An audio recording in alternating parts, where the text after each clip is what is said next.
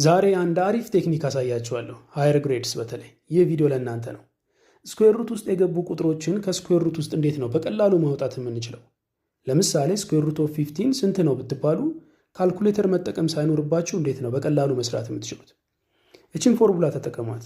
ኤክስ ፕላስ ዋይ ኦቨር 2 ስኩዌር ሩት ኦፍ ዋይ። እችን ፎርሙላ ተጠቀሟት። ኤክስ ማለት የተሰጣችሁ ቁጥር 15 ማለት ነው በዚህ ኬዝ።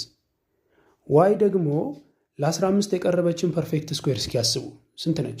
16 ነች አይደል? ላስታውሳችሁ፣ ፐርፌክት ስኩዌር ማለት አንድ ቁጥር ከራሱ ጋር ሲባዛ የሚሰጠው ውጤት ማለት ነው። አሁን 16 ፐርፌክት ስኩዌር ነች።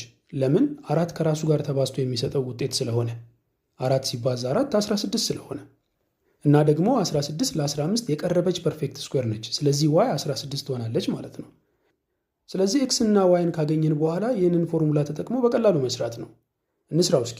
15 ሲደመር 16 ኦቨር 2 ታይምስ ስኩዌር ሩት ኦፍ 16 አይደል? ከዛስ 15 ሲደመር 16 31 ይሆናል። ይሄ ደግሞ 2 ታይምስ ስኩዌር ሩት ኦፍ 16 ከስኩዌር ሩት ሲወጣ 4 ይሆናል አይደል? ፐርፌክት ስኩዌር ነው ብያቸዋለሁ። 4 ከራሱ ጋር ተባዝቶ የሚሰጠው ውጤት ስለሆነ ከስኩዌር ሩት ሲወጣ ደግሞ 4 ይሆናል።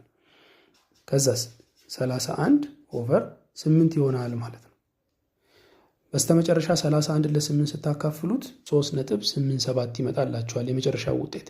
በካልኩሌተር ቼክ አድርጉት፣ ተመሳሳይ መልስ ነው የምታገኙት። እስኪ በዛ መሰረት እናንተ እችን ስሯትና መልሳችሁን ኮሜንት ላይ አሳውቁኝ። ስለዚህ ጉዳይ ሙሉ ነገር ማግኘት ከፈለጋችሁ ዩቲዩብ ላይ የሰራሁት ቪዲዮ አለ። ዩቲዩብ ሊንኬን ፕሮፋይሌ ላይ ታገኙታላችሁ። እሱን ሊንክ ተጭናችሁ ዩቲዩብ ላይ በመግባት መከታተል ትችላላችሁ።